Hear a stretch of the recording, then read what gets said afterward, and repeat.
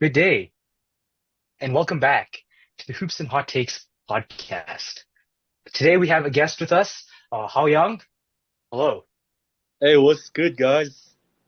All right. So as you have been anticipating now, we took a week off last week, but uh, we will be ranking the top 10 centers of all time. Yeah. Carson, do you have all our lists written down or no? You'll see. Okay. We have a pretty standard way of running this. We do. Yeah. All right. So this week we're wrapping up our positions for our all-time top 10 players of each position. Right. Yes. And then starting next week will be, I believe, next week is defenders, and then it will be teams. And then following that week will be our greatest players of all time episode, hmm or at least part one. We haven't Yeah. decided yet if we want to split it into two episodes. Oh, we're definitely gonna split into it too. Okay. Well, I guess Yeah. we have decided. All Okay. right. Yeah. To begin, as always, honorable mentions. Uh, we have Dikembe Mutombo at 11, Ben Wallace at 12, Dwight Howard at 13, and Bill Walton at 14. Very interesting. Uh,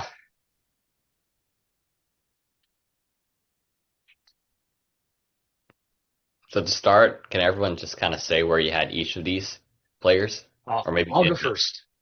I'll go first then. Uh, I had Bill Walton at 15. I had Dwight Howard at 9. Uh, uh, Ben Wallace did not make my list, and I had Dikembe Mutombo at 11.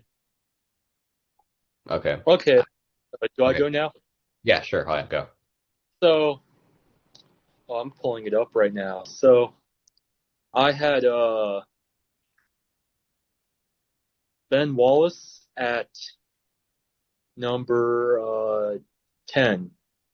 I had Bill Walton at 11. Okay, Dikembe Mutombo and Dwight Howard did not make my list. Wow. Wow.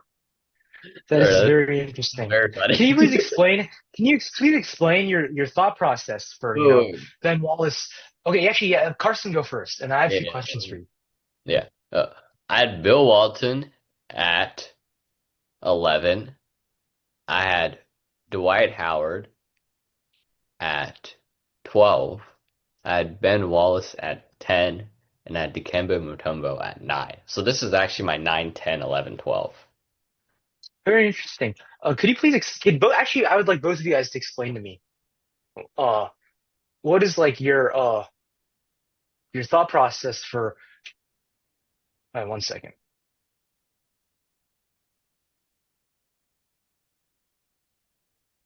Yeah, oh yeah, that was very interesting that you had Ben Wallace and Dikembe Mutombo not making your list. And I can back that up, okay? I think you just don't like Wait, defense. you didn't have Dwight Howard on your list? No. Yeah, could you please explain your thought process? Wait, Actually, no, you both had of Ben you. Wallace on your list.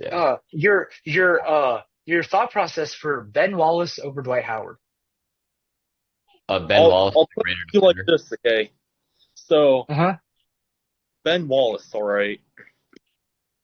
I'm very high on him, not just for, in my opinion, he's the responsible, right, for the Pistons championship, taking down Prime Shaq. Like, Hmm. I think, okay, that by itself puts him pretty high up in my all-time center list. He's a generational defender. I would argue, okay, if we're only looking at defense, he's in the top 5 or 6 of all big men. Okay, Hmm. great rebounder. I think his game translates over to all eras. Okay, I um, see. I don't agree with that. We've seen what his game would look like in this era. We kind of have seen what it looked like, and I think we've taken a look at Rudy Gobert. Actually, no, Rudy Gobert is not anything like him. I know, no, Rudy Gobert is quite similar to Ben Wallace in the way they play, except Rudy Gobert is just kind of soft. well, I sort of disagree with the Gobert comparison, and I'll tell you why. Okay. Um, Rudy Gobert, his main role, right, is denying drives to the rim by guards. Gobert hasn't matched up very well historically against all-star caliber big men, or even like above average big men. Gobert has not generally done exceptionally well in defending those guys. Uh, Ben Wallace is not only a great rim protector, but he's a he can lock down his man. We saw that with Shaq. Okay. We've seen that with many Yeah. other men from No, the I 2000s. actually think you're right. Now, can we get back to, uh, I'll concede that. But I actually mainly would like to talk about Dwight Howard. Because I Sure. think, like, Dwight Howard overall is just a much more complete player. Okay, okay. Yeah, so here's the thing. Here's the thing. Uh, Comparing, I don't think Rudy Gobert is similar to Ben Wallace in any way. In fact, I'd say he's more similar to Dwight Howard. Um, yeah, that's I just had to get that out of the way. So Okay, yeah, that my was a bad thing, comparison by me. okay, my main thing with Dwight Howard, okay, is that his only title is when it was in 2020, okay, on the Lakers. Right. Hmm. Awesome. Disregarding the fact that it's the bubble championship, okay, he Hmm. was not like I'd say he was not a critical player in that championship. Now I disagree. I he disagree. contribute, He was pretty important. He was pretty important against Jokic. okay, and I'll give you that, right? But it's pretty obvious, Like okay, that he's Ben Wallace I think is so he much might be the more. last player. He might be the last player that has like come close to shutting Jokic down in a playoff series. I think Draymond did better, but yeah. I also think this is 2020 Jokic, and Jokic has gotten significantly better since then. This is before Jokic was the MVP. This is when Jokic was averaging 20. 20. Yeah, so even if you want to kind of hype up Dwight Howard's role on that Lakers team, which I can concede, right? It's pretty obvious Ben Wallace did so much more for that Pistons team. Okay. Okay, but the difference comes with the fact that Dwight Howard, because if you really think about it, Ben Wallace, yeah, he's impactful, but he was really only the best defensive player on that Pistons team, right? They Yeah, still had Chauncey Billups as the very clear number one offensive option. yeah. Meanwhile, Dwight Howard on the Magic, and let's not forget the Magic made the finals, right? They weren't a great finals team.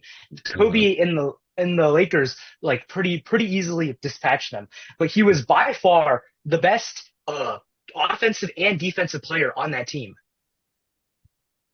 So Dwight Howard had a good finals run, okay, I'll give him that. He did, But and he was also kind of just the more complete player. You look at him; he made five straight All NBA first teams and won three straight Defensive Player of the Years. Like you talk about Ben Wallace being an all-time defender, I don't think Dwight Howard is that far behind him.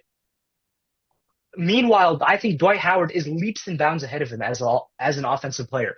Ben Ben Wallace, okay, his career high in points is 9.7. 9.7. Benedict Mathurin averages more than 9.7. Meanwhile, Dwight Howard has had one, two, three, 4 seasons of averaging over 20, including a second place finish in MVP voting where he averaged 23 points. Not to mention, he's putting up. We're back. So, as I was saying, uh, Ben Wallace and Dwight Howard, Ben Wallace is the better defender, but it's not that big of a gap, right? Meanwhile, Dwight Howard is just like so much better as an offensive player, putting up over like prime Dwight Howard is putting up more than double the points that prime Ben Wallace is putting up, while putting up similar rebound numbers and similar block numbers. Okay, yeah, okay. Yeah, so you've had your turn. Joshua, you said what you need to say. I don't think this is particularly close, if I'm being honest. Ben Wallace, in my books, is a top three defender of all time. I have Dennis Rodman, I have Hakeem Olajuwon, and I have Ben Wallace. Because Ben Wallace, on the basketball court, there's quite literally like nothing I could say he can't do on the defensive end. I could put him on anyone, and I feel pretty confident that he's going to lock them up, right? See that like Dennis Rodman energy. Plus, he's also just like he's like really athletic as well, and I think he's definitely more so than Dennis Rodman. Um, Dwight Howard, sure, he was a good rim protector. He get you blocks. He was a really good shot blocker. But was he actually altering your defense? Was he someone who like he was a defensive player of the year? He's the all-time great defender. But he isn't someone that you would say you put him on anyone, and I'm like, okay, I feel good. I'm good. I have him locked up. Also, Dwight Howard's offensive game is very overrated as well. Yeah, Absolutely. he had a very limited post game. He was very soft, really. Like just even on defense as well. I mean, like Kobe Bryant, like and Dwight Howard had like so many issues, right? Because Dwight Howard just simply isn't that tough of a dude. He's massive. This guy is huge. Like you'll be hard pressed to find a dude as big as him in the NBA, right? But he just isn't. He just isn't all that. Like he's a great Okay. player. But he's soft Um. mentally and physically.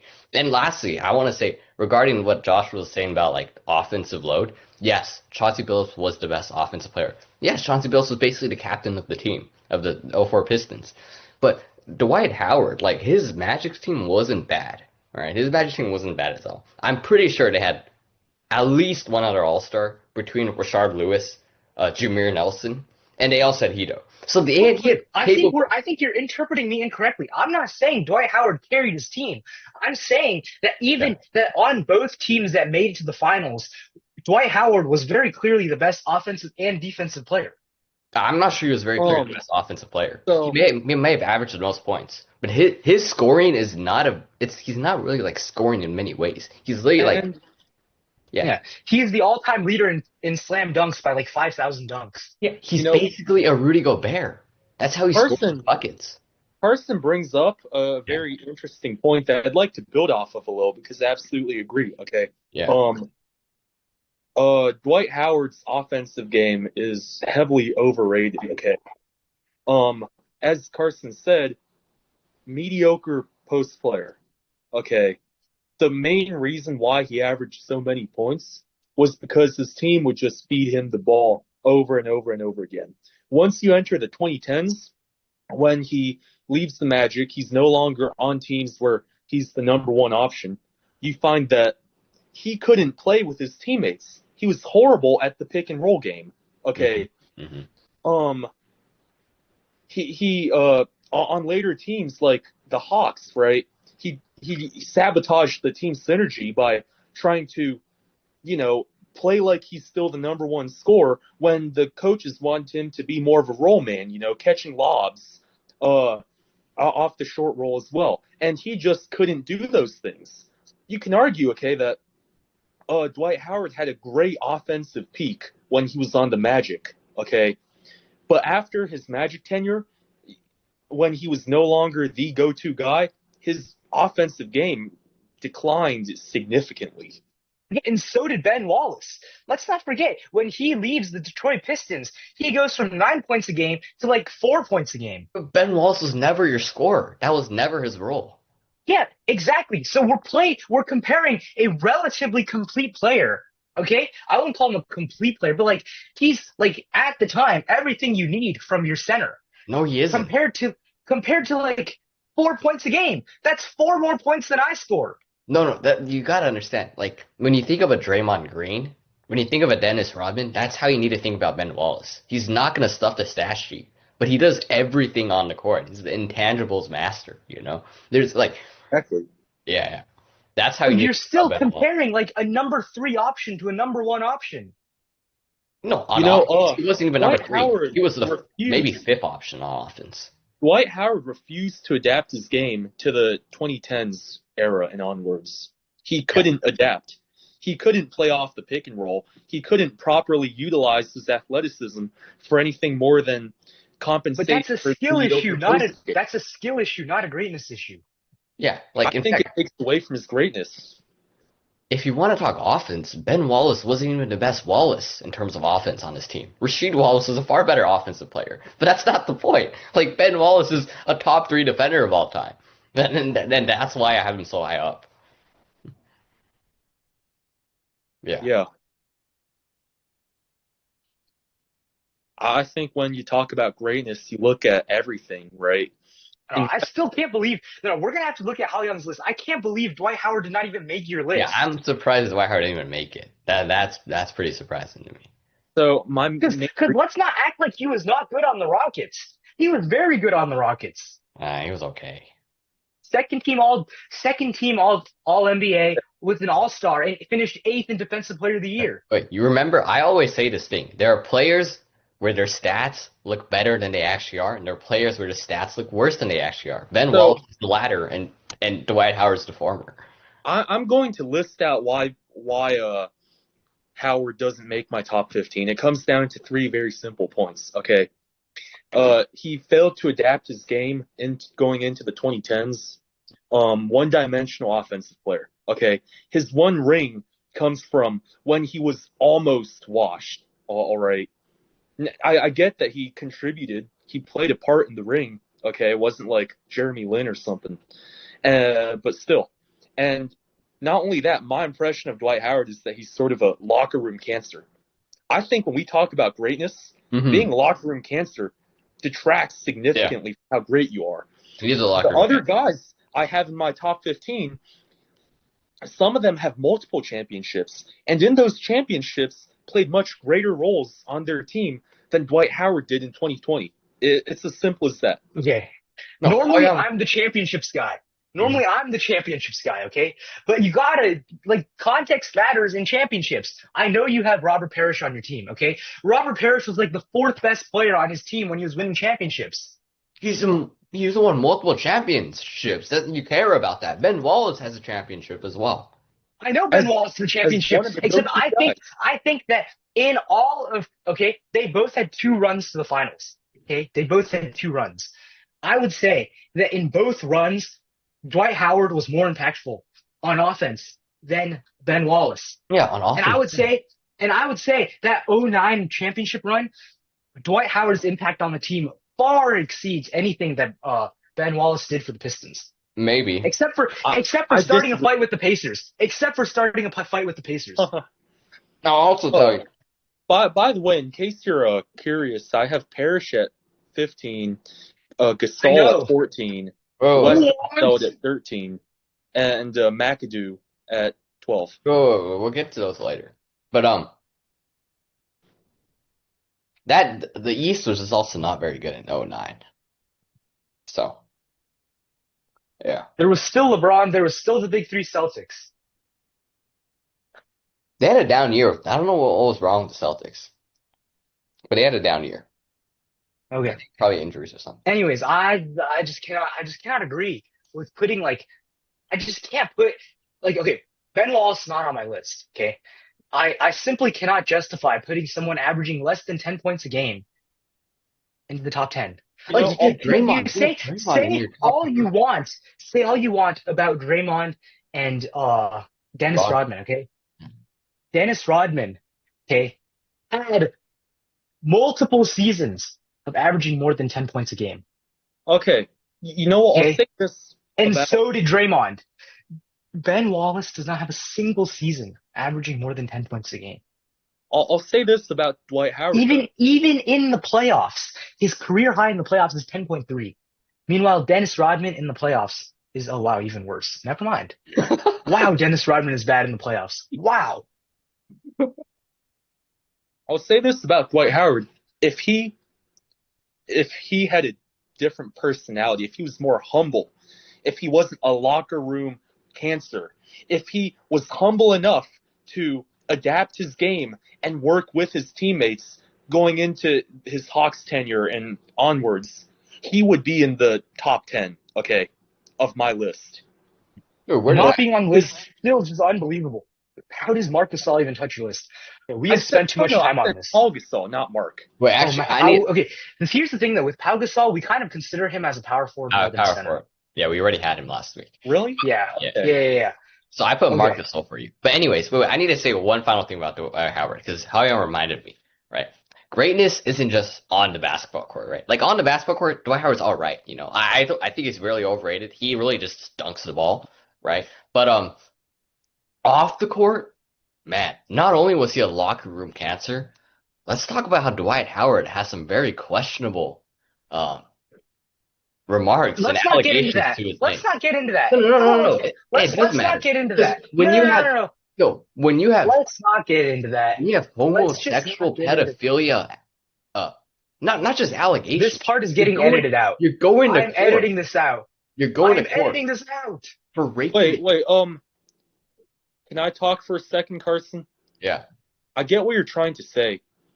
We can ignore the actually off the court stuff, but I can't ignore his impact in the locker room because that directly affects the game. Okay. Well, Joshua, would you agree with that?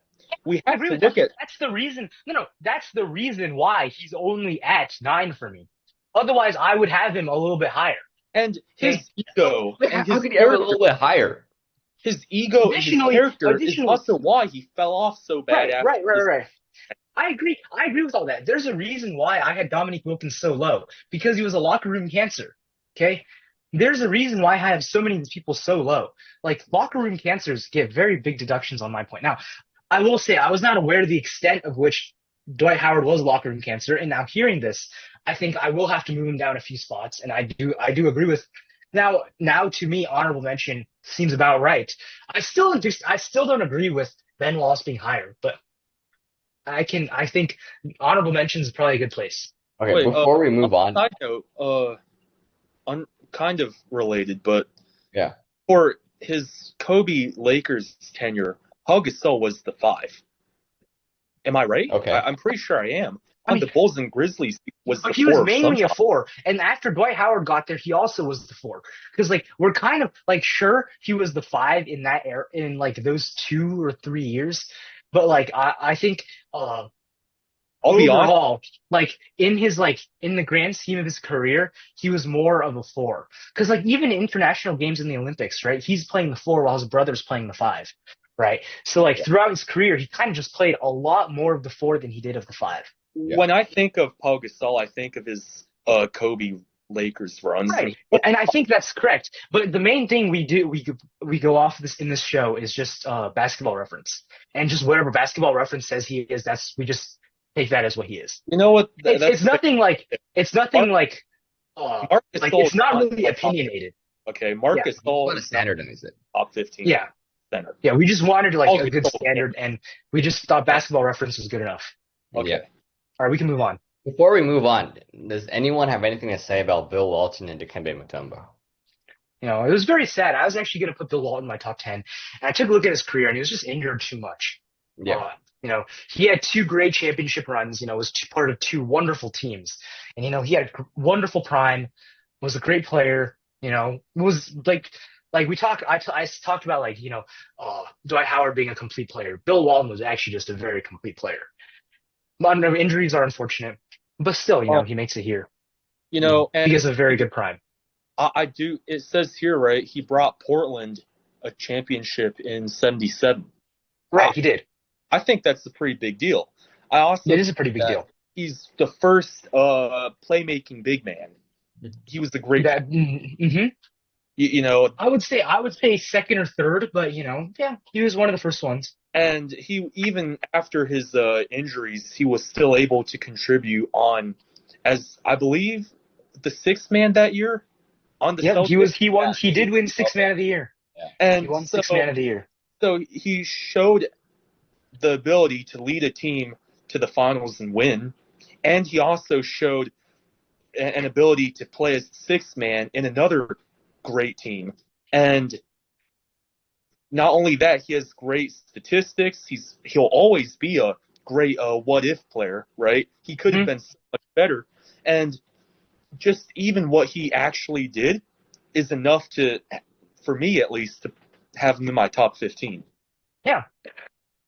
I completely agree with that. And then regarding Dikembe Mutombo, you know, you said you had you said you had Ben Wallace at 3 for your top defenders of all time, right?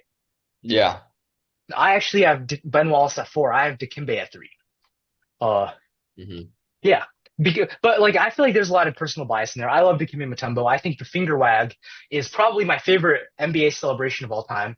especially after, certain events happened last week where Dikembe Mutombo may or may not have won me a 2K game. Yeah. I like Dikembe a lot as well. Yeah, Dikembe's not only a great player, but a great guy off the court. Yeah. Yeah, except Paul Young did not have Dikembe Mutombo in his top 15.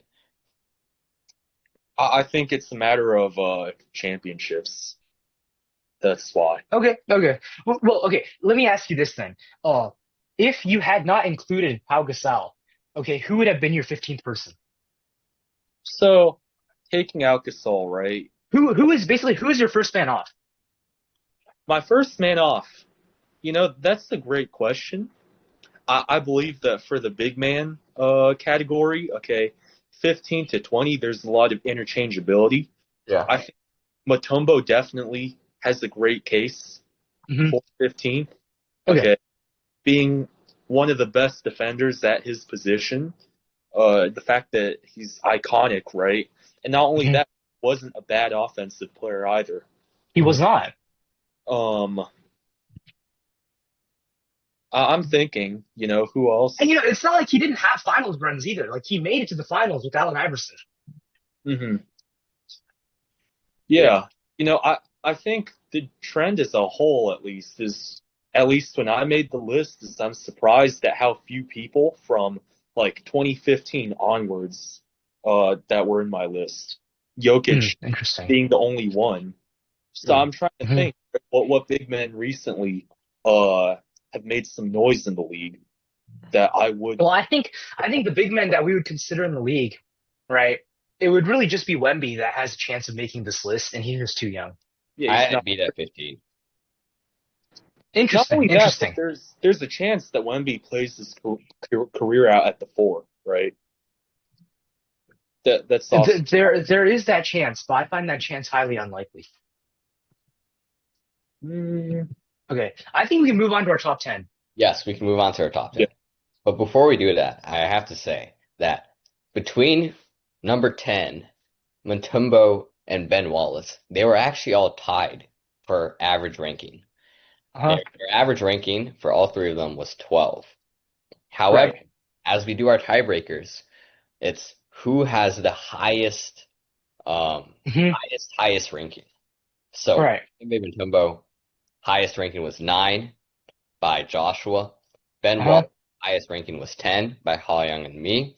And number 10, Patrick Ewing, highest ranking was 8 by me. Patrick Ewing, It was please, Patrick please. Ewing. It was I had Patrick. Okay, I'll start. I had Patrick Ewing at 12. And personally, as kind of a Knicks hater, I can't put him too high. And also, low key, as a Georgetown hater, I also can't have him too high. Uh, What? Man, I'll say this about Patrick Ewing, okay? He'll always define the Knicks. He's, in my opinion, a very complete big man. Okay. Great all-around game. But his lack of a title hurts him a lot. I agree with that. Where did you have Patrick Ewing? Oh, yeah. I'll be honest, he'd be probably 16. What? Wait. Patrick Ewing is not on your list. No. Wait. I'm so confused. How did Patrick Ewing make it into the 10th spot if he's not on Young's list? Did you do the math I had wrong? him at 8 and you had him at 12. Right. Did you not have him? Did you incorrectly place him on Young's list? Because if he has a 16, there's no way he's making it next to, right? Because Are you sure you did the averages right? yes, because what's 8 plus 12? That's 20. What's plus 16? That's 36. Divided by Right. that's 12. So the average ranking is 12. Right. Okay. Because remember, anyone who doesn't make the list is automatically 16.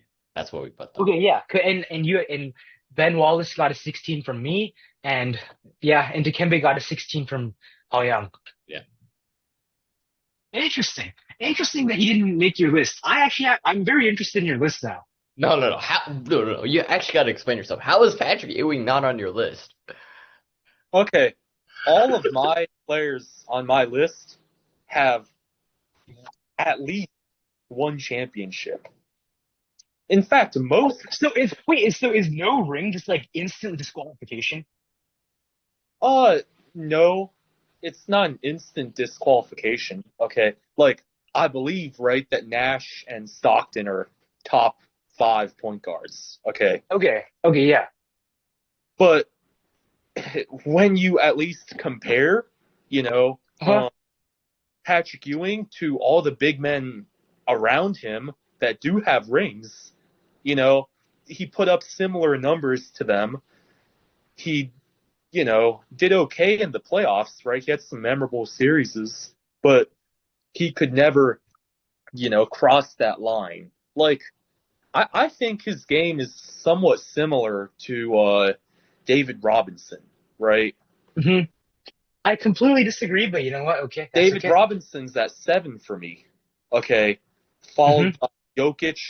Whoa, Okay. Hmm. whoa, whoa, stop. Don't reveal everything. Point Let's being, not let's not review. Yeah. okay, That's a good point point. being, he has similar numbers to a bunch of all-time big men, but he lacks any Right. show for it. Yeah, I agree with that. And actually, I was very tempted to leave him off my list too. It's just the stats and accolades. Well, but that was mainly like as a Knicks hater, and I'm kind of a Patrick Ewing hater. But it was just kind of hard for me to ignore the stats and accolades, so I did end up putting him at 12. Wow, Mm. this is actually absurd. Just because like I'm looking at the people I have ahead of him, right? And like I simply do not think that he's greater all time than Dikembe Mutombo. Oh my goodness. This is actually insane. I don't know about that. Like no, like we've seen Patrick Ewing in the finals twice, and both times, actually twice, right? Yeah, Yeah. twice. And both times he did not show up. One time literally not showing up because he was injured, and the other time just kind of crumbled against Hakeem Olajuwon. Hmm. Uh-huh. Yeah. So And Ewing, also, let's not forget, like Reggie Miller kind of owns this dude. Yeah, that's true. dude, Patrick, stop it. Stop. I will say this though, if we're only talking about like how complete Yeah, I mean we're game, not ignoring that he's a very skilled player, except that's like not what this list is about. right, exactly, right? It's not about who's more skilled. He's one of the like he kind of, in my opinion, defines the big man archetype of the '90s. No. But it's simply that his accolades aren't Yeah, the yeah. same level. Dude, So I think we're in agreement here that Patrick Ewing should be lower. Yeah. So what? let's move on. No, dude. Patrick Ewing's only fault was that he happened to play in the same era as Hakeem Olajuwon and David Robinson, and also Michael Jordan. And there were years without No, MJ with in which still in failed. which era? In which era? Name the era that he would have been a greater player in. He wouldn't be the third best center in any other era. He just happened to play in the golden age of centers of big men. He Shaq. was not the third best center though. How is he not the third best center? David Robinson, Yeah. Hakeem Olajuwon, Yeah. Shaquille O'Neal. Oh, no, bro. Maybe by like the late '90s, sure. But Patrick Ewing, this man was drafted in like '85. Okay, even in the earlier '90s, Dikembe Mutombo is a better player. That's the hot Oh, take. stop it. And even earlier in the '90s, like '85, Kareem was better No, than him. Patrick Ewing's an undeniably better offensive no, player. no. Stop it, dude. Well, let's take a look at it. All right. Patrick Ewing from '88 to to '92. All right, 5 seasons. He was either All NBA first team or All NBA second team every season. I was just like, what are you guys doing, bro? And this is an era with Hakeem Olajuwon. That's a very misleading stat that you just said. He was either All NBA first team or All NBA second team. That was 5 All NBA second teams and 1 All NBA first team. Just say he made All NBA second team every time except 1. Those are all with second Hakeem teams. Olajuwon, bro. Hakeem Olajuwon was drafted a year before him. Okay.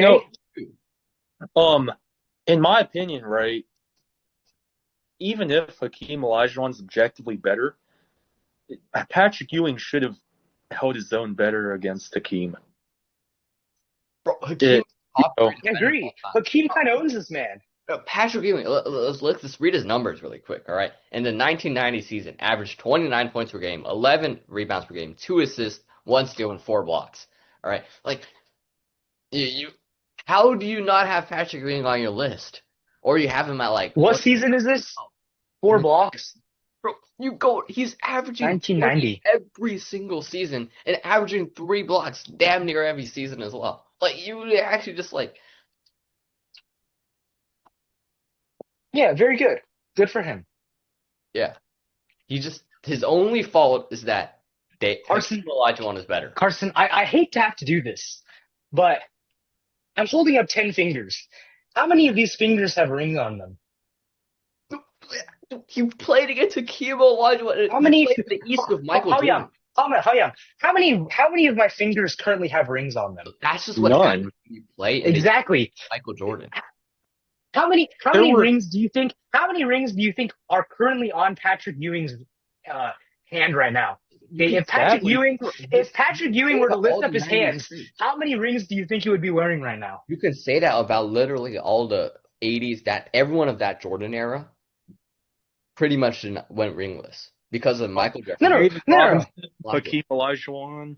Exactly. We're literally the people on this list are literally people who have rings despite playing with him. Okay, I'll tell you right now, if not David Robinson, if Patrick Ewing were to lift up his hands right now, he would have one ring and it would be his wedding ring. Dude, Reggie Miller, no ring. Karl Malone, Okay, yeah, John Stockton, no ring. Like, what? yeah, I am aware, but this is the center position, the most stacked position in NBA history. Yeah, and he also played in the most stacked era of centers. Okay, Okay, so that doesn't change the fact that he has no rings. I don't think, playing against MJ is a good excuse. You know, I think it's a um, decent excuse, but I just think that it doesn't like this man's got to lock in. yeah, yeah. Wait, All right, also, I think we can move on. I think in, we're not. in I the think we're not agreeing on this. There's just no chance we're gonna agree on this. Let's move on. No, because how does Hoyer not have him on his list? That's actually crazy. Number 9, George Mikan. That's way too high. That's simply way too high. I had George Mikan at 13, but that was more out of respect. He was more like 15 on my list. Who's 9 on mine? Exactly 9.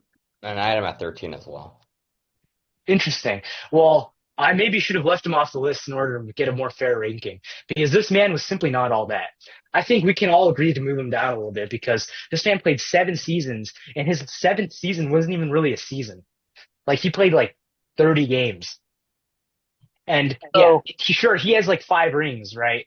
But like if you look at his career numbers, he has like most of his career averages are kind of carried by one season where he averaged 30. Uh, and so, if you like, I don't know if you guys have watched George Mikan play basketball. I have.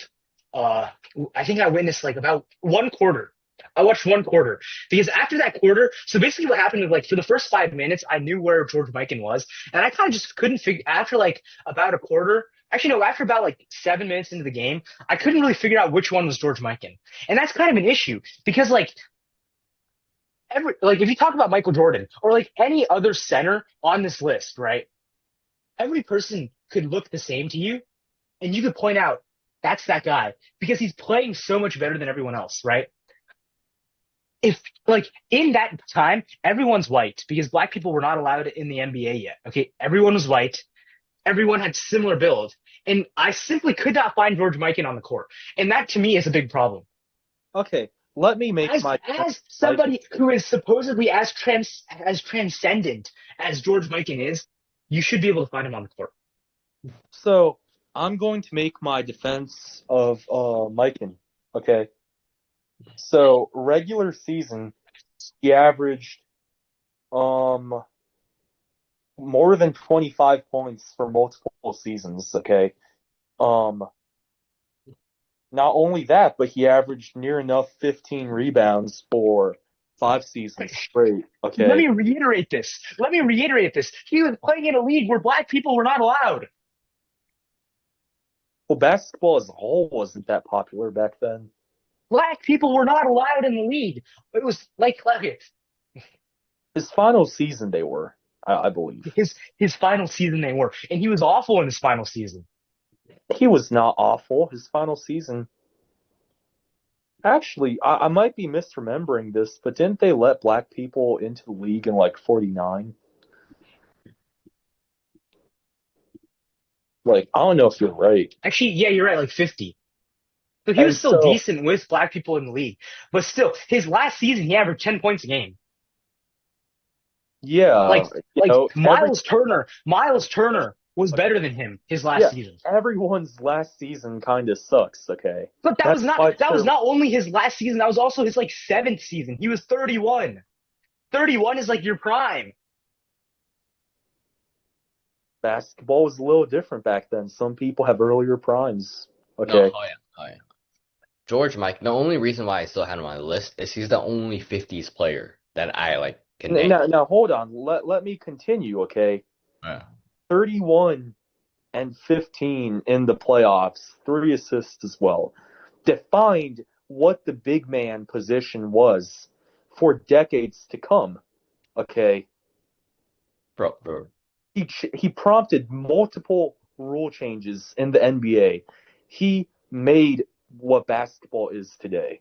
Okay, not only He that, was like 2 years old. Of course, they're having rule changes. He didn't even need to play. They're gonna change the yeah, rule. because of him, he like the way he played, how dominant he was, caused the rules to change. Okay. And once they changed the rules, he was no longer dominant. Oh, that's not true Like either. that's the issue. Like we talk about these rule changes, right? And we talk about with Kareem, we talk about with Bill, we talk about it with Wilt. Okay, they changed the rules, but even after the rule changes, they still continue to be dominant. George He Mikan, was that's not the still case. dominant His after the rule change. once they changed the rules, his points per game dropped by 10. 10 points. Well, That's also, the amount of points he scored in his final season per game. So cannot be, basically, if they changed the rules again, he would have scored nothing. no, you cannot be reading me George Mikan stats, right? I'll give you some Patrick Ewing stats. For 13 seasons in a row, this man averaged 20 points in two. That conversation is over. Thank you very much. That Yeah. conversation is over. Yeah. How do you have George Mikan at 9? Wait, what did you have him? Yeah, George Mikan at 9. But Patrick Ewing does not make the list. Okay, yeah, I do think we do have to switch like let's as a whole just agree we move George Mikan down to like 13 and we move everyone else up one. So like Patrick Ewing You goes know up to what? 9, Mutombo goes up to 10, and Ben Wallace goes up to 11. Y'all make some compelling points. I'm fine with him at 12. Okay. Okay, we can move on. Let's move on. Number 8, David Robinson. I Yeah, find this a little bit low. I find this slightly low, but I can't complain too much because I only had him one spot ahead of this. You know the thing is, all 3 of us had David Robinson at 7. Interesting. Yeah. Very interesting, actually. you know, also something about the centers going forward from David Robinson. Okay. After we talk about Robinson, and I'm guessing the next one's Malone, it's kind of like a 5-way tie, honestly, in It's my not a tie. opinion. It's not a tie.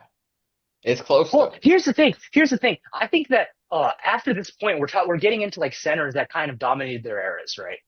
And to me, well, at least for mine, after David Robinson, these are all I look at these as centers who were the dominant center in their era, right? Mhm.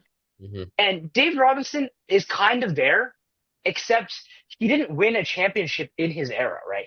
Most of his championships came later. Like, and of course, his 99 championship, I wouldn't call him washed, okay? I would not call him washed.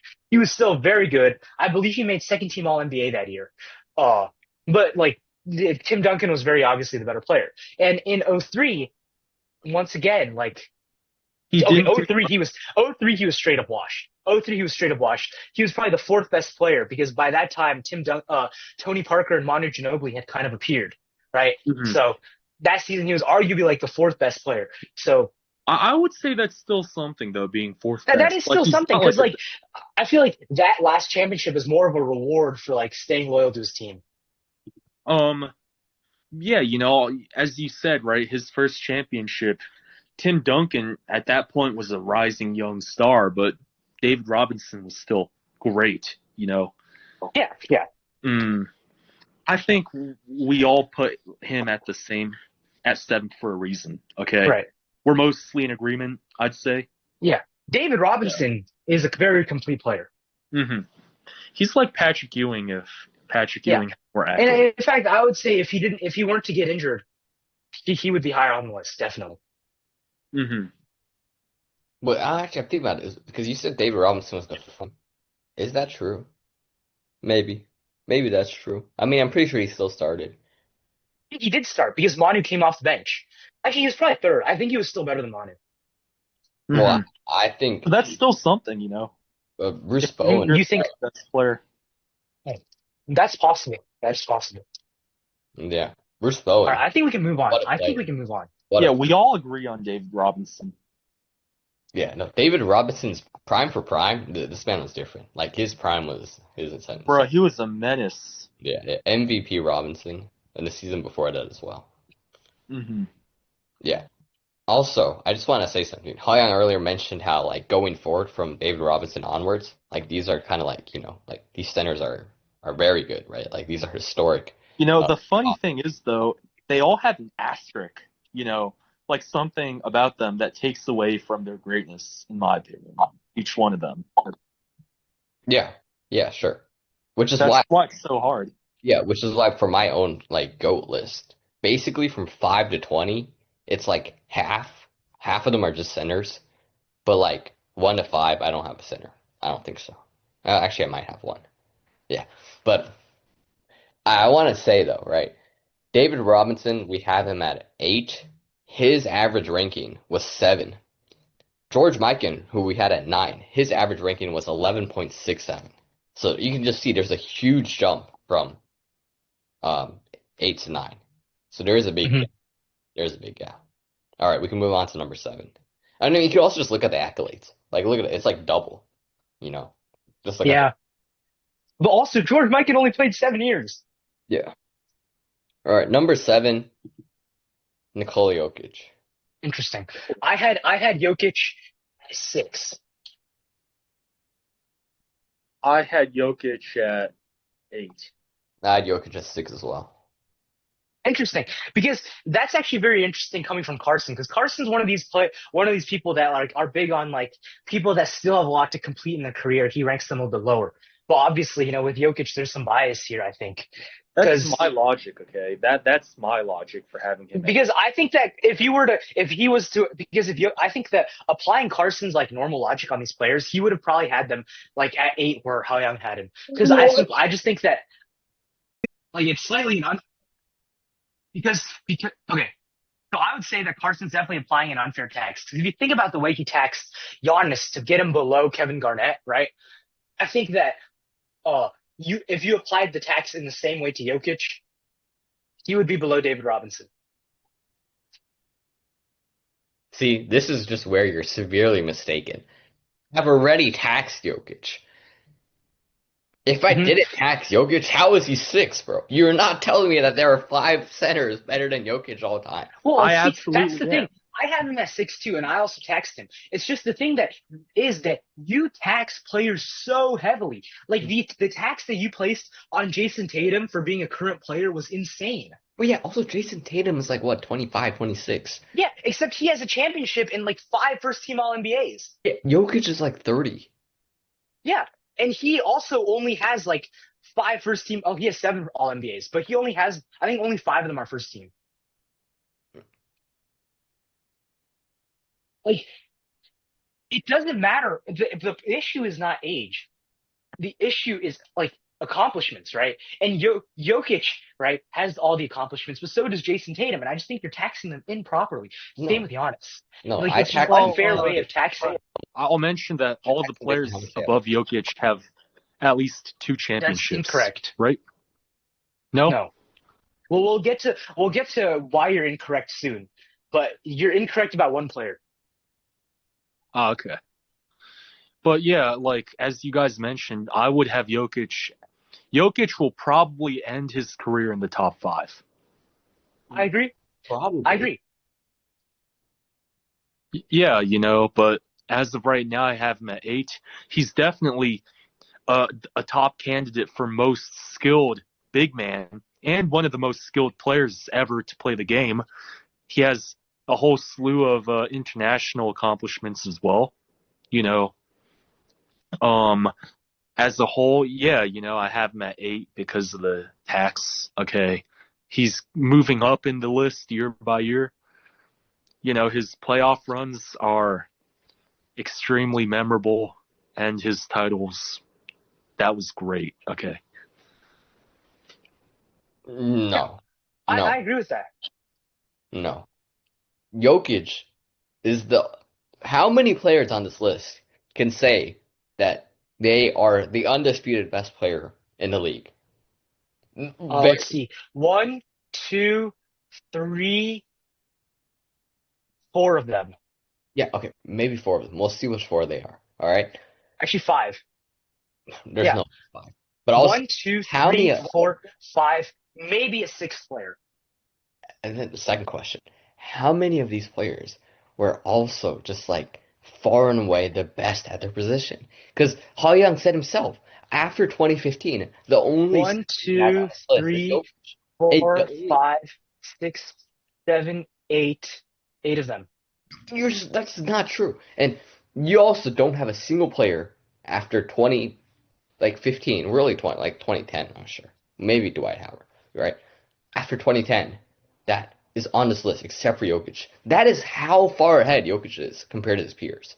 None of these other Well, guys. that's the Billy matter of Russell, Wilt era, Chamberlain, the Kareem kind of Abdul-Jabbar, decline of Michael the big Malone. man They position all after had this 2010. competition. Hakeem Olajuwon with David Robinson. With, like he's just like Jokic is far and away the best big man. Because he should have competition, except the guy he's competing with is an absolute bum.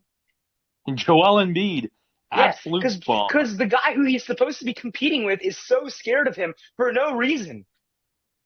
Well, for good reason, because Jokic is significantly better. But I You don't think know, he is significantly better. unrelated side note, but I saw a statistic about this last season. You know who the best Jokic defender was last season? Oh, Sabonis. okay, yeah. Well, this conversation is over. Um, Yeah. all right, I think we move on. I But think this is a good place for Jokic.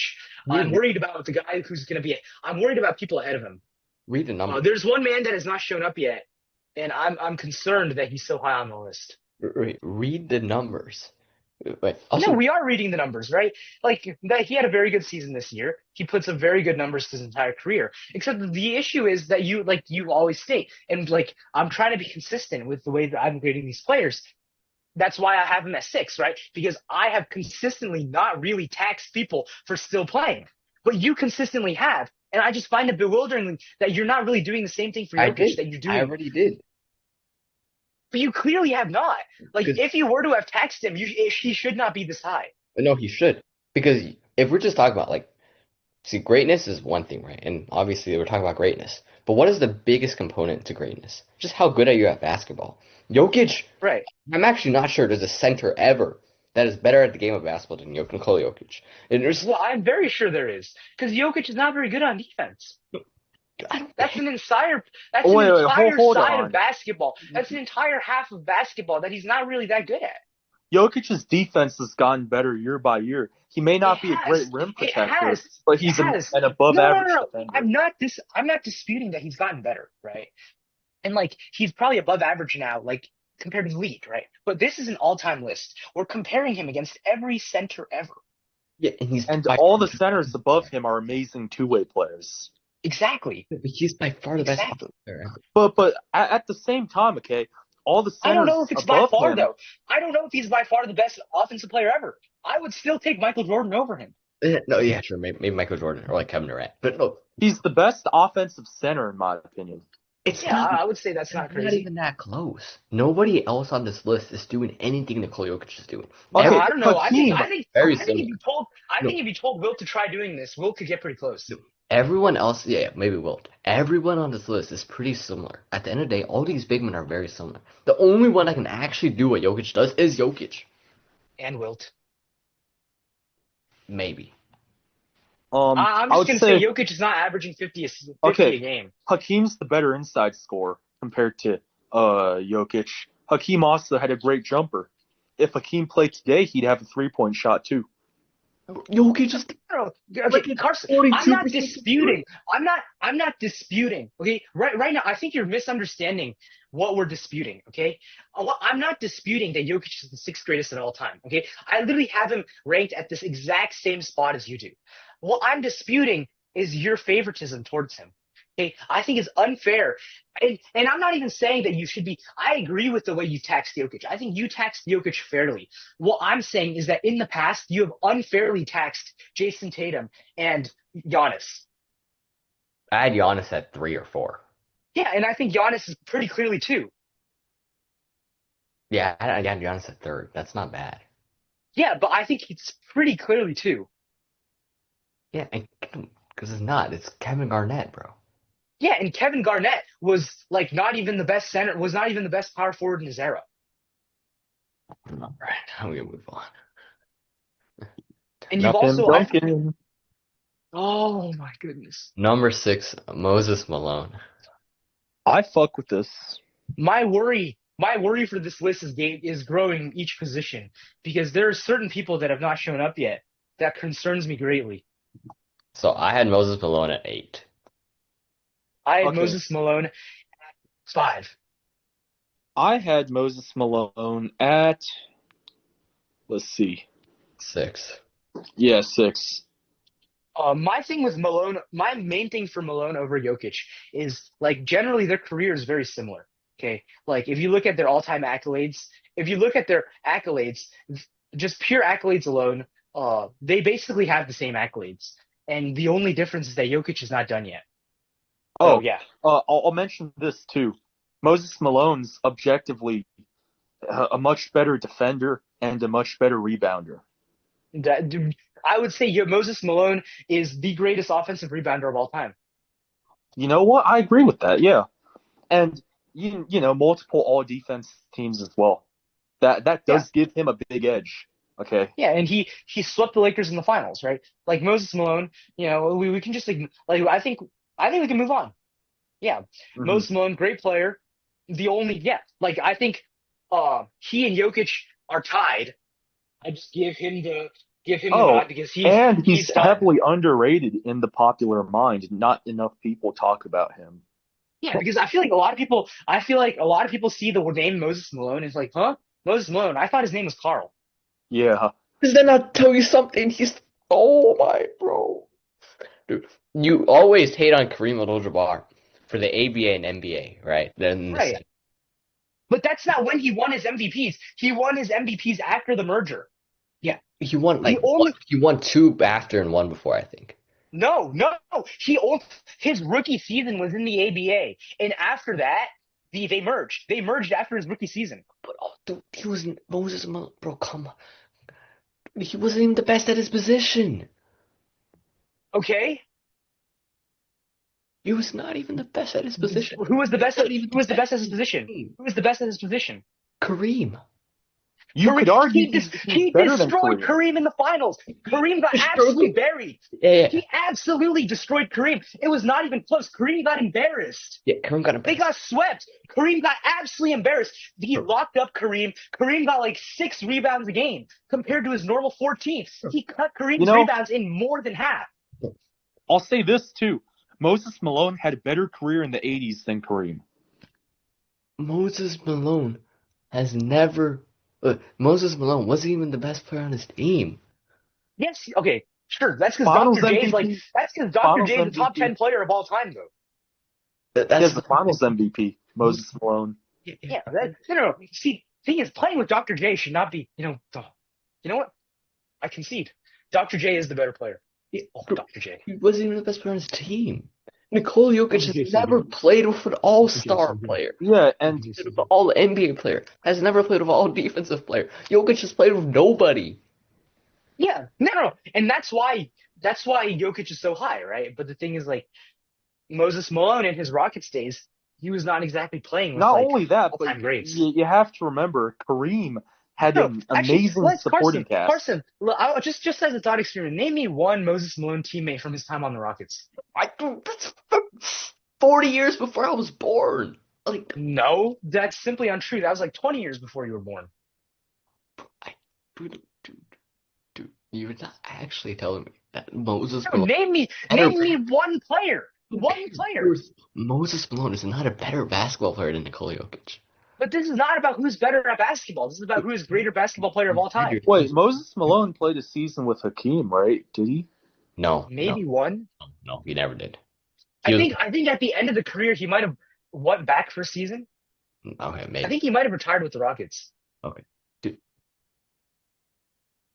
bro. You know, I'm gonna make a hot take right now. There's an argument for Moses Malone over Kareem Abdul-Jabbar. I agree as well. Dude, team hopping is doing There's an all right. argument. There's an argument. Except the argument's really short, and you just think about it for like 5 seconds. Like, yeah, Kareem's better. He's got Moses Malone. Dude, this guy played for like 20,000 teams, bro. He's just Moses Malone is possibly also the most underrated player on this list. He's played with many teams, but like, let's be serious, you know. let's be serious. He's not that good. He's a very expendable player. Also, dude, oh my. You know, you could argue he's the best rebounder on this list. Like, I don't think that's that crazy. He's putting up 10 defensive rebounds and 7 offensive rebounds. yeah, like that's insane. That is insane. He had 20 rebounds in the playoffs, too. Bro, Moses Malone is arguably not the best Malone. I would say he is better than Carl. But, people say, oh, the Carl Malone when you say Malone. Like, That's come because on. they don't know ball. Like, let's be honest. That's just because they don't know ball. And that's part of greatness, is it not? How well known you are. If you're a Okay? house, If that was the case, then Kobe Bean Bryant would be the greatest player of all time. that's one of the big reasons I have Kobe top 3.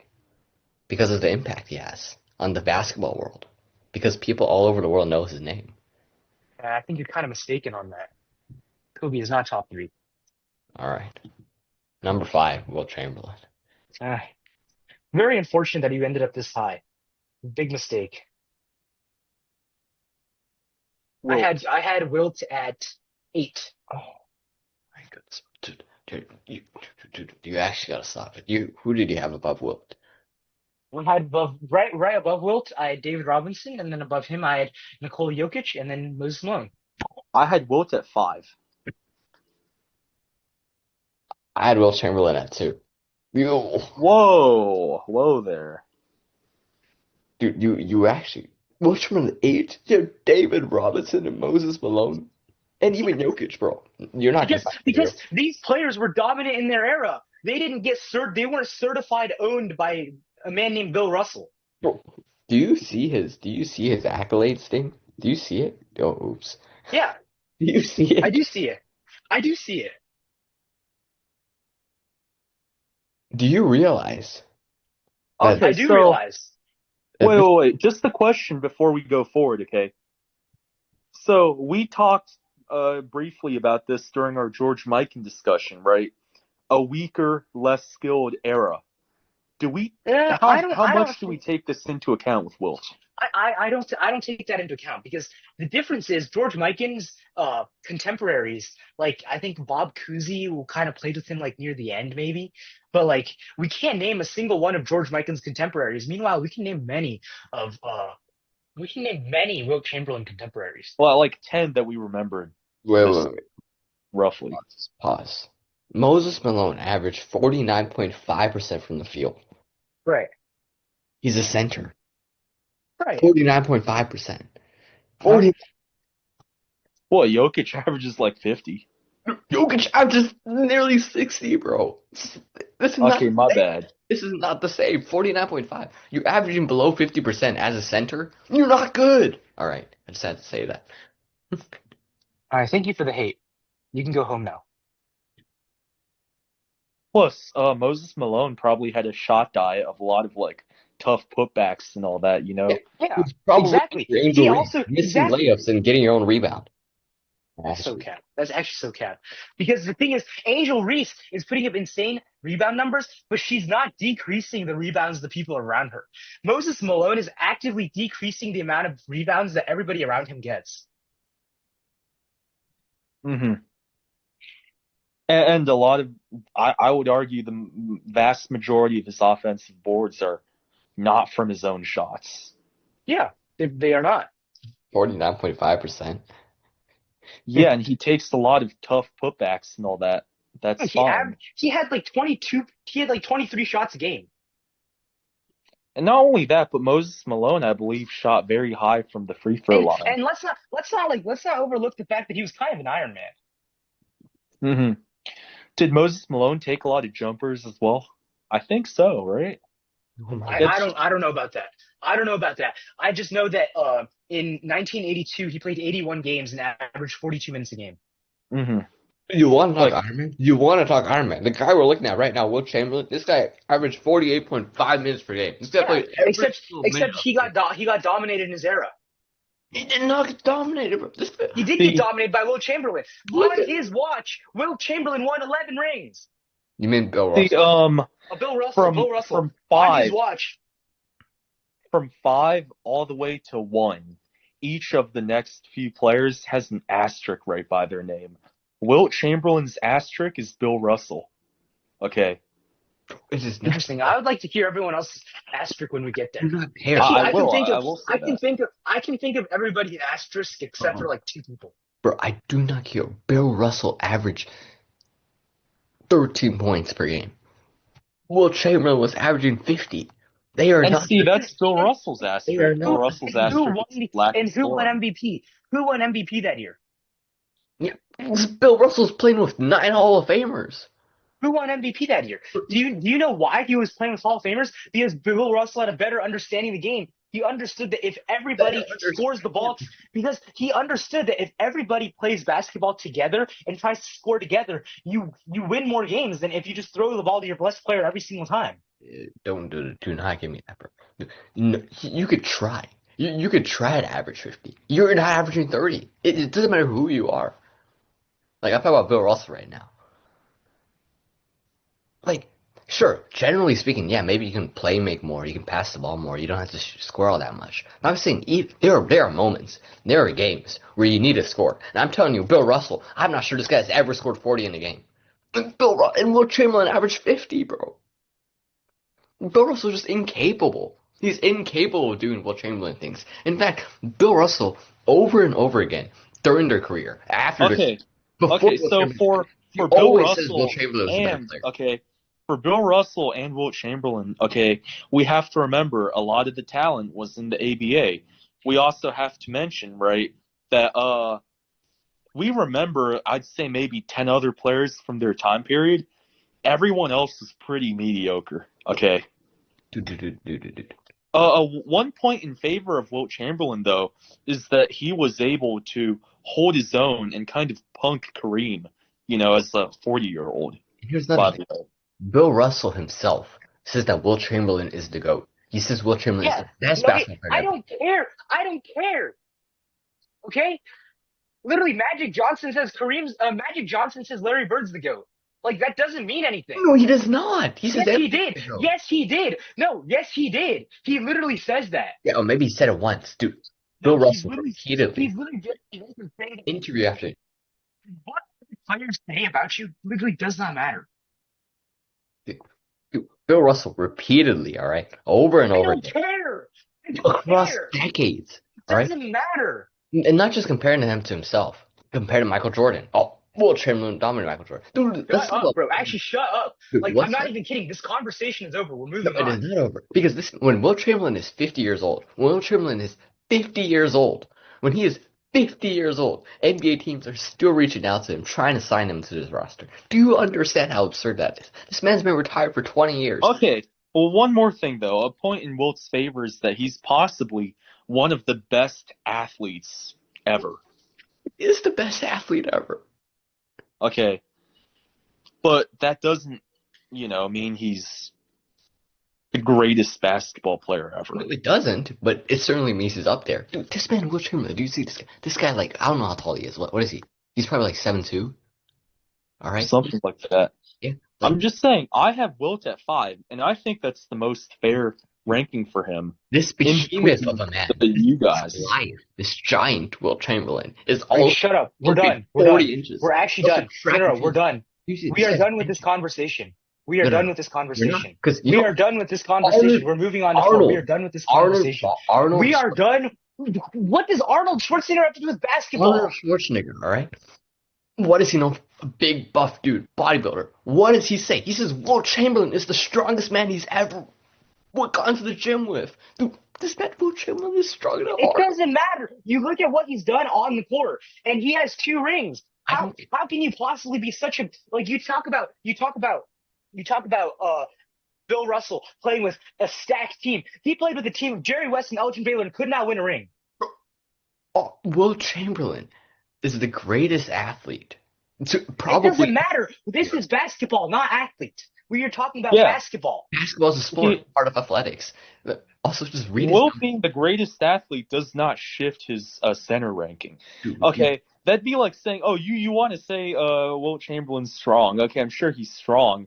Do we have Isaiah Stewart as a top 10 player in the league, even if he's like probably one of the strongest guys out there? No.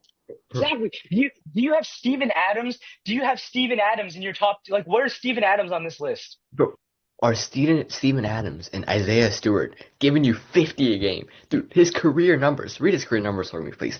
30.1 points per game, 22.9 rebounds per game, 4.4 assists per game, 4.4 assists per game. You know, now that you mention it, Steven Adams probably could give Wilt Chamberlain 50, but that's a whole different thing. Dude. That's not a bad take. Let's look at his accolades really quick, all right? 7-time scoring champion, so he can score. 11-time rebound champion. Okay, so he's also the best rebounder. Assist champion as well. What are we doing here? What are we doing here, bro? Yeah, because he plays selfish, stat-padding basketball. And he had pretty poor competition. There's a reason why, despite the poor competition of the 60s and 70s, he only has 2 rings. We say this about Russell Westbrook, right? Stat pattern. And we say, oh, cool, he's averaging 30-point triple-double. That is impressive. Even though he's stat padding, that's still something nobody else can do. It's just you're not sure he's stat padding, but nobody else even has the ability to get close to that. He's just that good at basketball. I think my ranking of Wilt at 5 is the most fair. Okay. Can we agree on that and move on? No comment. Because Carson has Wilt at 2. I think that's insane. I also think that's insane. Also, but 8's a little low, insane. You know.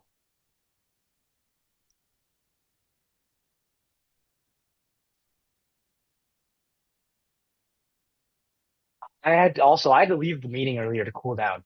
Carson's actually just being unreasonable here. Yeah. Like 2? No. All right. Carson, can you press the button so we can move on? You can continue doing what you're doing, but can you please? Okay, number 4 is Shaq. Okay. Shaquille O'Neal's asterisk he has 2, okay? Mm-hmm. Poor work ethic and Kobe. Okay. You know, I was thinking of Kobe as the asterisk, and I think that's not a bad asterisk, you know? But in the end, he still has 5 rings. He still has an MVP. He has 3 finals MVPs. He has 3 all-defensive teams. He has could so many. Be the GOAT if he had a better work ethic. Maybe. That's possible.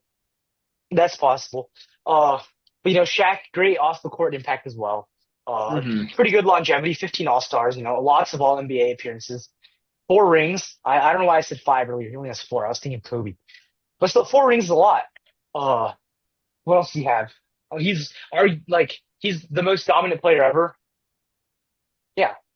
I had Shaq at 2, but the thing is, my top 4 are interchangeable in my opinion. Okay. I had Shaq at 4. Carson, where'd you have him? I had him at 5. Okay. 5's a little low, I'll be honest. I'm leaning towards agreeing with that. No, if we're asking me who's the best center of all time, I say Jokic number 1. I see Shaq number 2. You're delusional. I would agree with delusional. agree with that take of Carson being delusional, but I think we've already established that, Yeah. because Jokic is one of these people, we've said it many times, Carson doesn't even have to be arguing with anyone. He'll feel like someone's attacking Jokic. And in this case, we were actually kind of attacking Jokic, and he just kind of gets really insecure when that happens. Well, like I And love honestly, Jokic and all, but like, we might have to add Wilt to that list, hmm of like Shaq, these random people that Carson just blazes for no reason. Shaq is the second best center of all time. So yeah, he's really good. I'm just saying, okay, I can name like 5 centers that punked Shaq in his prime. Okay, Yeah, you want to go ahead? sure. 5, I have Bryant Reeves. Okay, you can watch the head-to-head footage. The big country on the Vancouver Grizzlies. He fucked Shaq up. Okay, Arvydas Sabonis pulled Shaq out onto the perimeter, dunked on him, fucked him up. Okay, Yao Ming, Ben Wallace, and Hakeem. They all fucked Shaq up. All right. Okay. Should we move on to 3? Yeah, we can move on. Oh, by the way, Yao Ming. I thought about putting him on my list. Oh, I also thought about putting him on my list, but he just didn't play long enough. He's in my top 20. Number 3, Bill Russell. Bill Russell. at 1. Bill Russell's asterisk is a lack of scoring. All right. Carson, where'd you rank him? Wait, where did Josh have him? 1? I have him at 1. I have him at 4. I had him at 4 as well. I just think that you can't overlook 11 championships and 5 MVPs. Well, he had a great. His final season in the NBA, his final season, he was all defensive team. Okay. All defensive first team in his final season. I think that he would have been all defensive first team every single year of his career. And honestly, he probably would have been defensive player of the year every single year of his career. Okay, Bill Russell played in a weaker era, and he had a great supporting cast, and he wasn't a great scorer. Okay, but he dominated, like absolutely dominated, like we've never seen before. Yeah, I don't Sure, think but so did Wilt. No, he did not, though. Wilt has 2 rings. Wilt has 2 rings. Bill Russell has 11. Yeah, that's why Bill Russell's better than Wilt. Yeah, okay, he is. But there's Wilt still just things did not really that dominate like detract that. from Bill Russell's career, in my opinion. Yeah, there are. That's why there I have definitely him are. at 4. Well, I have him at 1 just because 11 rings and 5 MVPs. That's like something you tried to do, and like I'm not even sure you can do that in 2K. Like not to mention that he only played 13 years. Mm-hmm. I'm gonna say. Well, we have 10 minutes left, but the Celtics team before him, we're good. After him, we're good. Bill's good. Before him, we're not that good. Dude, this man Bill Russell, dude. He played with Hall of Famer after Hall of Famer after Hall of Famer after Hall of Famer. And they are only Hall of Famers because they played with him. If they played with Wilt Chamberlain, they would not be in the Hall of Fame. That's a hot take. I don't know if I agree with that. No, the only reason these players are in the Hall of Fame is because they have 8 rings, 6 rings. Outside of that, they aren't really that impressive. Like, the only ones that I can say for sure would still be in the Hall of Fame, even without him, would be Bob Cousy and John Havlicek. Yeah, and guess what? Bob Cousy played slightly before Bill, and John Havlicek played slightly after Bill. Yeah, and Bob Cousy was not good before he played with Wilt Chamberlain, before he played with Bill Russell, and he did not win any rings. I'll give you, like, John Havlicek would have been good either way, okay? But Bob Cousy was not good. Low-key underrated. Like, John Havlicek can be a top 5 small forward. Yeah, I had him 5th. Bob Cousy was not good before Bill Russell arrived. Actually, Bill Russell does so much good. for He was a still team. good. He was still an all-star. But, like, the team was not that team. Like, he did not become MVP until Bill Russell arrived. Honestly, I think Bill Russell could play today. I think he could. He just wouldn't be very good. He'd be a role player. Yeah, I think he'd be a role player. I think he could be. I don't know. I think he'd make a defensive team. Yeah, that's for sure. But his offensive game would be non-existent. I think he'd be a slightly better offensive version of Jonathan Isaac. Yeah, I was more thinking like a kind of a pick and roll like lob catcher. Possible. Possible. All right, let's move on to two. It's Kareem or Hakeem, right? I think it's gonna be Hakeem. I think it's gonna be Hakeem. Hakeem Yeah, Olajuwon, number 2. You know what I had Hakeem's Hakeem at asterisk three. is? He could only win Hmm. when MJ wasn't around. Yeah, it's a good thing MJ only played for. It's a good thing MJ retired early. I Okay, think that we all agree on Hakeem. There's not too much to be said. there's Super not too much to be talented, said. two-way Hmm. player. Championship. Even if that was a season where MJ wasn't around, he still played some great teams in that Yeah, run. no, I think the biggest thing you can say about Hakeem is that he was picked before Michael Jordan, and the Rockets don't get hate for that. Exactly. Yeah. That says something.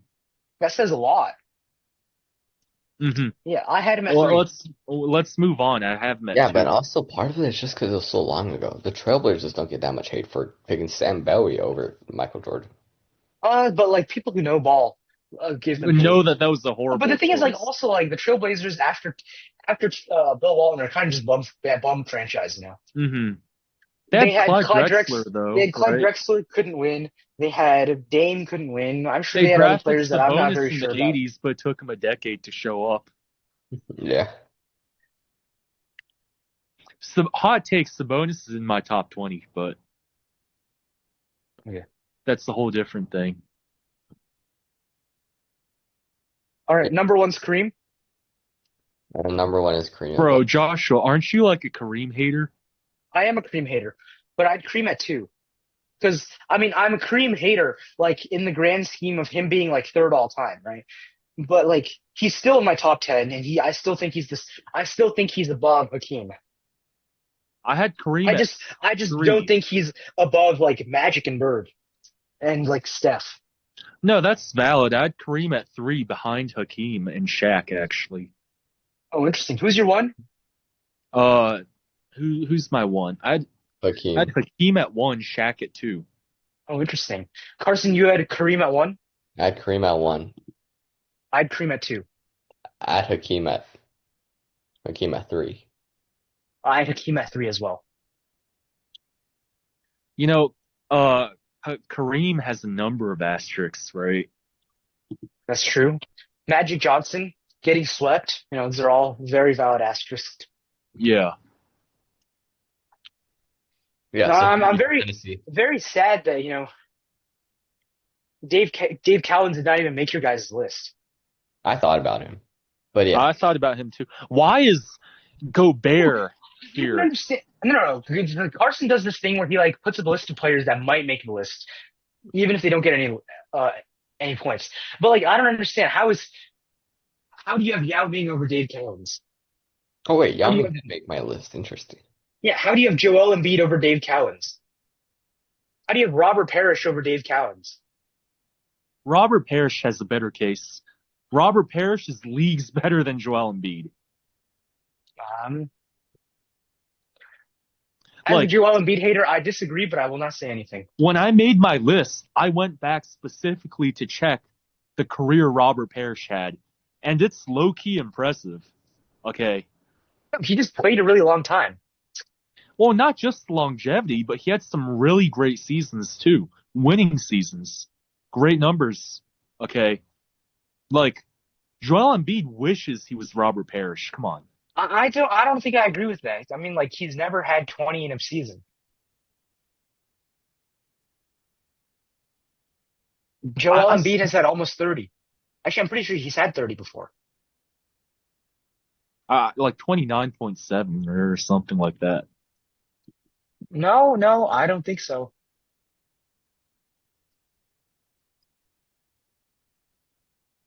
The Wait, year did we before his finish MVP talking season. about Kareem Exactly. already? His MVP season, he averaged 33 points per game.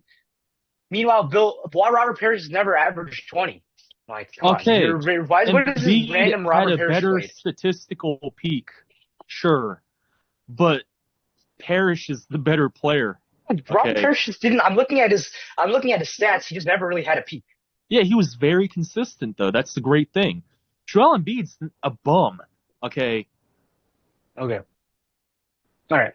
Well, we will take a brief break and we'll be back for our final segment.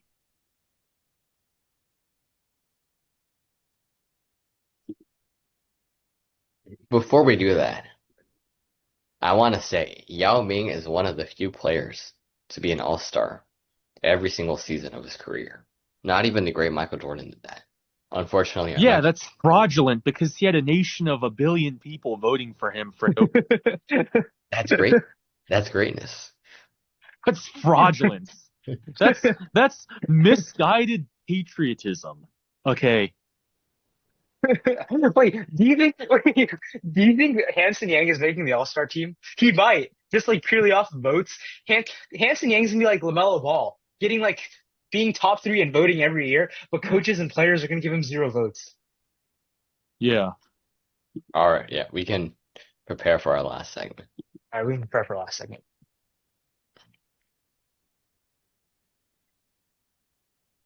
All right. So for the final segment of today's episode, we're going to be doing some trivia. Okay.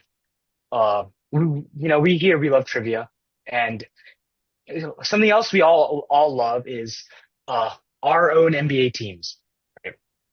So, as we all know, Carson here is a Nuggets fan, and Haoyang is a Kings fan. So, Carson, or actually, Haoyang is the guest.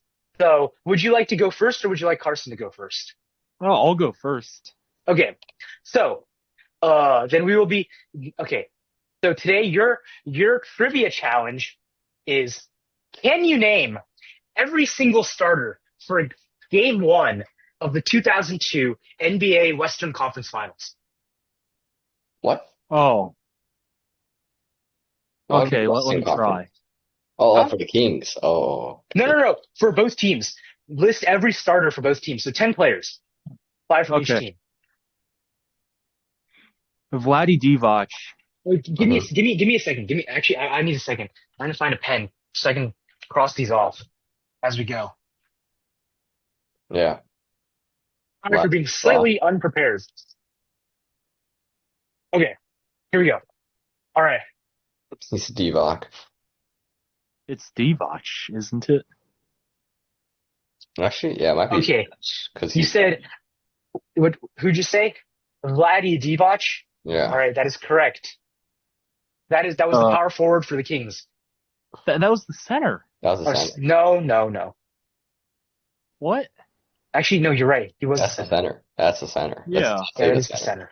That is the center. Honestly, I'm kind of blanking real bad. Oh my goodness, bro. There's no way, bro. There's no you named their 4th best player. Kobe, Shaq. All right. Kobe and Shaq. Chris Webber at the 4. Okay, thank you. Chris Webber at the 4. The Kings, Pejas Stojakovic at the 3. Incorrect. What? Incorrect. In fact, he actually did not dress for this game. Was he hurt? I assume he was. You should Okay, give him well- though. You should give him Stojakovic. No, because this is for Game 1. Okay. I'll be honest. I've only watched, I believe, Games 6 and 7 of this series. Okay. Well, But- There's no way. there should be a few Robert from the Horry? Lakers that you should be getting. Why are Robert, you telling him? This is not the point of this thing. Shut up. Do you I don't think you understand how this thing works. Oh yeah, please move your cat too. There's no way you can't name more from the Lakers. Bro. Okay. Mike Bibby. Okay, thank you. Mike Bibby, correct. He actually led in minutes this game. As the point guard for the Kings. Let's talk about If Pejas Stojakovic didn't dress, I think wasn't Doug Christie their sixth man that year? Yes, he was. So Good he should have job. started then, right? Yes, he started at, I believe, shooting guard. Yeah, he's a shooting guard. There's one more player for the Kings that you're missing, and you're missing three players for the Lakers. Two of which I'm pretty sure are Hall of Famers. Oh no, only one of them is a Hall of Famer. I was Karl, Mal- incorrect. He is not a Hall of Famer. uh, Karl Malone was on this Lakers team, wasn't he? No, he was not. No, he was not. Okay, no. Oh, I'm blanking so hard on the Lakers. All right, I'll give you a hint for the easiest one. This man was primarily, he spent a lot of his time with this team, but he's primarily known for having 7 rings. Oh, Horry, right? That is correct. I believe he Yeah. was. Yep, that is You correct. know, when I think of him, I think of his Spurs tenure the most. But probably extremely underrated small forward. Mhm. Him in the clutch, that was truly something. All right. Next hint. This is also for another Laker. I believe this man was Kobe's longest tenured teammate. Uh, okay. It's the point guard, right? Yes. It's not Van Exel, is it? No. Uh, not Derek Fisher? That is correct. Okay. And then let's go to the last man from the Kings. This is somebody that I feel like this is somebody that you would know. In fact, I'm pretty sure you do know him. This man was a King, and then a Magic, and then a Raptor, and then a Sun, and then a Magic again, and then ended his career as a Clipper, retiring in 2015. Okay. I believe this I'll is his be second honest. year playing. And actually, this was their sixth man. Oh, it wasn't. Okay, it wasn't Doug Christie. Because he was their Oh, defender. um, Their perimeter defender. Jason Williams. Incorrect. I'll be honest. He was I'm the blanking. 2008 most improved player. I'm I blanking don't this know. one. Who is it? I didn't know It before. was I know now. Hito Turkoglu. Bro. Played on the Magic. Okay. I brought him up earlier in the show. I'm talking about. Yeah. Man, Okay, and the last King, you mean the last Laker? the last Laker was a Celtic and then a Laker. Probably one of their high-end role players. I don't remember. He wore 17 on the Lakers and 44 on the Celtics. No clue. No clue. Rick Fox. Yeah, no. I wasn't So getting this one. that was actually pretty disappointing. Actually, you got like 4 out of 10, and then with help, you got 4 more. No. He did all right. He got You, done. you did okay. You did okay. Yeah. I got all the big ones, in my opinion. Okay. Now it's Carson's turn. Carson, can you name It's over. all 10 starters from the 2009 Western Conference Finals, Game 1? All right, 2009.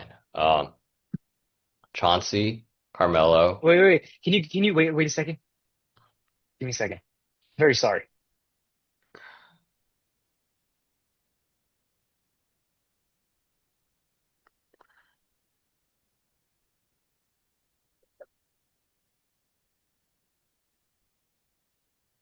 Why is it not showing up? Okay. Uh,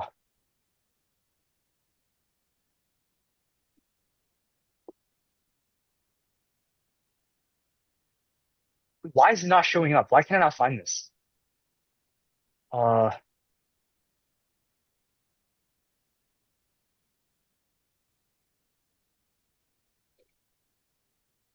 All right, found it.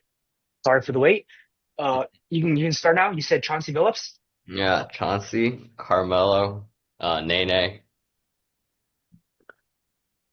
Okay. Man, Was Nene the center or the power forward? the center. Oh, did Kenyon Martin start? Yeah, probably. Kmart. Kenyon Martin did start. Yeah. Who's the last You're guy? missing one man. Who's the last guy? Wait, I had Chauncey. So it's our two. Who was the shooting? Was it J? No, I don't think JR started though. Bro, who started over JR then? Uh, I'll go with the Lakers first. Fisher, Kobe, Meta World Peace, Lamar Odom, and Pau Gasol. You got three of them right. Three of Oh You them. got wow. you got Wow. Kobe right. You got Powell right, and you got Derek Fisher right. Was Meta not on the team? No, Meta was He on the was team. not on the team. So Maybe he was on the team. Uh, I don't think he was on the team. Okay. Oh, I think I know one of the guys he's missing. Yeah, It's just Meta was on the Rockets. Did he start? Did All Andrew right, Bynum start? Andrew Bynum did start. Okay. Okay. yeah, yeah. Uh, Then Gasol was at the 4, right? With Bynum at Yes, the he 5. was. Yeah. So you are missing the small forward for the Lakers and the shooting guard for the Nuggets. small forward for the Lakers. And you're telling me it's not Lamar? I guess Lamar only came off the bench. He did. Um, Oh, this is not a small name. He's, I would consider him a journeyman. He's a pretty good defender. sure. He was with he was with 12 different NBA franchises. 12? Yep.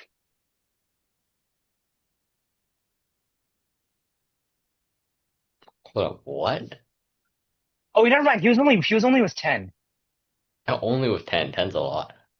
Yeah, 10 is a lot. He was a Knick, he was a Magic, he was a Laker, he was a Rocket, he was a Hornet, he was a Wizard, he was a Sun, he was a King, he was a Blazer, and he was a Heat.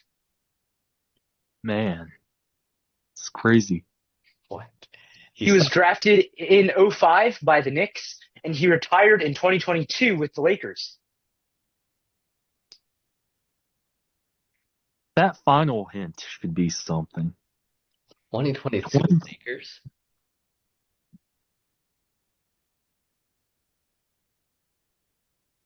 Hmm. Man.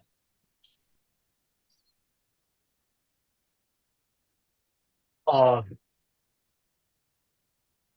that year, I guess I'll give you that year. He averaged. That's not really going to help you. No, it might. It might.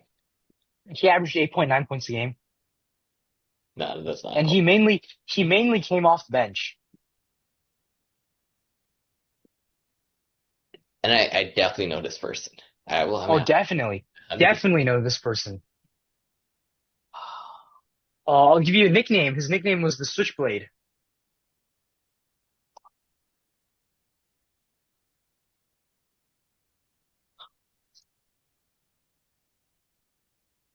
what was the team he got drafted by? Knicks? Knicks. But he never made the playoffs with them, and he really was only with them for 1 year. In the middle of his second year, he was traded to the Magic. Magic. All right. How about you keep thinking about this guy? Let's try the shooting guard for the Nuggets. I'm not getting the shooting guard for them like this. I'll be honest. I don't think I'm getting it. He played for one, two, three, four, five, six, seven, 8 teams. He was a Grizzly, he was a King, he was a Nugget, he was a Pacer, he was a Maverick, he was a Hawk, he was a Clipper, and he was a Cav. He mainly wore the number 30. He also wore 31, 7, and 1. He Third? spent most of his time. He was drafted by the Grizzlies, and he spent the most time there. He spent 1 year, and this year with the Nuggets was his only year with the Nuggets. Of course it was. 31, 7, and 1. Okay, he was drafted in '04. He retired in 2017. He retired with the Cavaliers. I will be honest. Oh yeah, and he won the championship with the Cavs in 2016.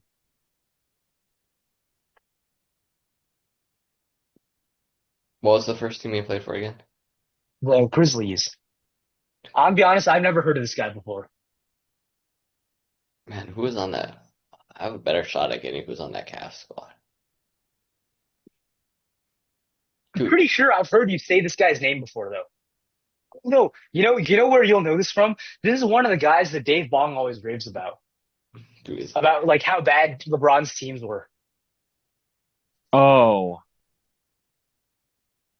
bro, I want to say like Channing Frye, but he's not a shooting guard.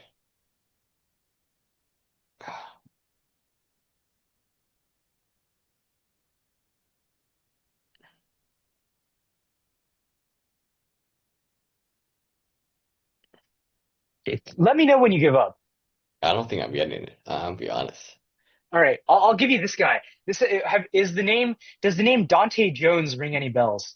No, No, not at all. no. Okay, interesting. This is Dante Jones? Yes, this is Dante Jones. Yeah, I'm not getting that.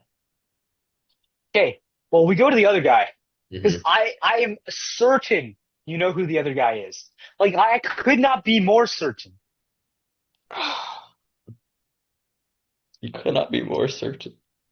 I, 'Cause even I've heard of this name before. And you're telling me he retired in 2022 as a Laker? That is correct.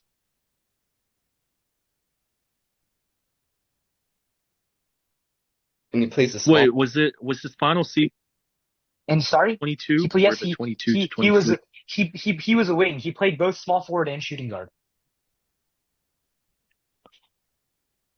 What? Oh, this guy.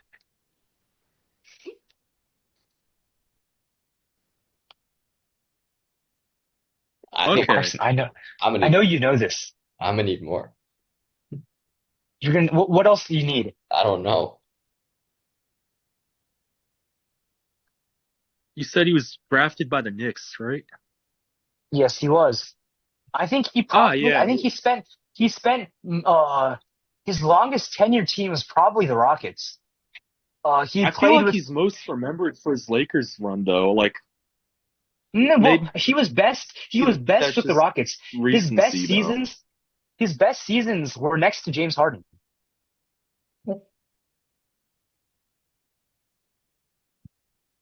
We all know this guy. Okay. Famous Yeah, role his player, best famous seasons. journeyman. I actually, yeah, I probably should have mentioned that earlier. He's probably best known for playing with James Harden. Really? Yeah, like no, outside of this championship, Hey, he's probably best known for his playing with James Harden. But yeah, this guy's like his first certified name journeyman. starts with a T. Meta played with James Harden. First name Who? starts with a T. Meta World Peace played with James Harden. Yeah, but like It's this not guy him, is like obviously. he was a starter. He was a because like on this Lakers team he didn't really start, but he started. I think when he played with James Harden, he started every single game that he played. Really? Yeah, Hey, his first name starts with a T. That's my hint to you. yeah. That's like if you don't That's get the it now, you're probably not getting it. yeah. Am I just dumb? Am I actually just dumb? Last name starts with an A. TA? Okay, you have Yeah. 10 seconds. No, By now, if Ryan you know Anderson. it, you should know it. Like that, those are big hints. No, I think. All right, your Kind of- time is up. No, no, no, Uh, no.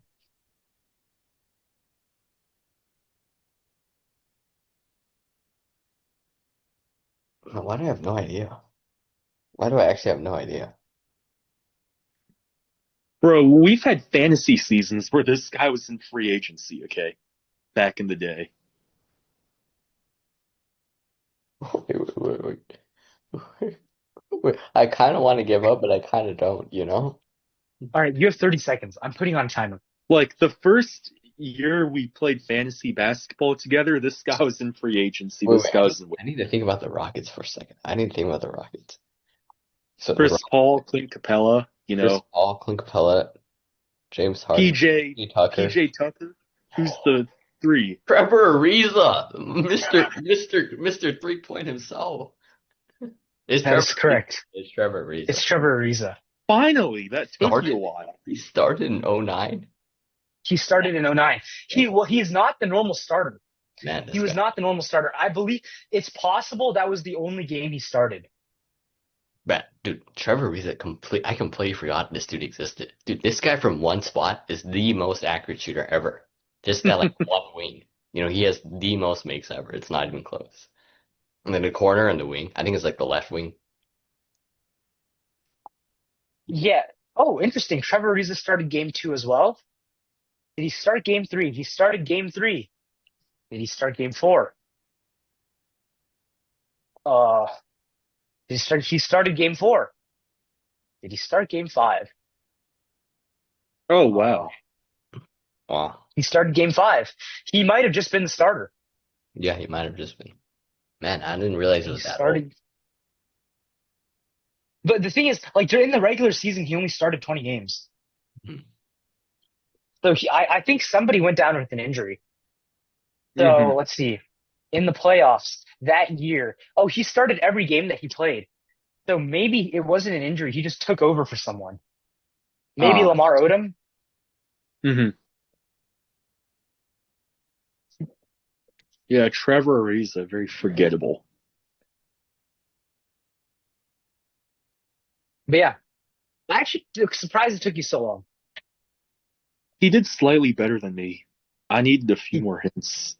well, no, he got 8 out of 10 without hints.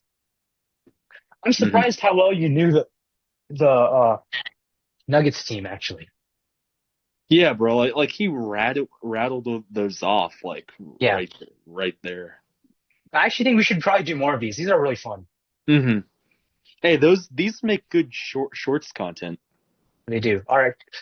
Anyways, thank you guys for watching today. Hope you enjoyed. Uh, Yep. Thank you please, for having please me keep here. watching. Uh, please keep watching. Like, subscribe. Yeah. Anyways, yeah. Thank you and bye.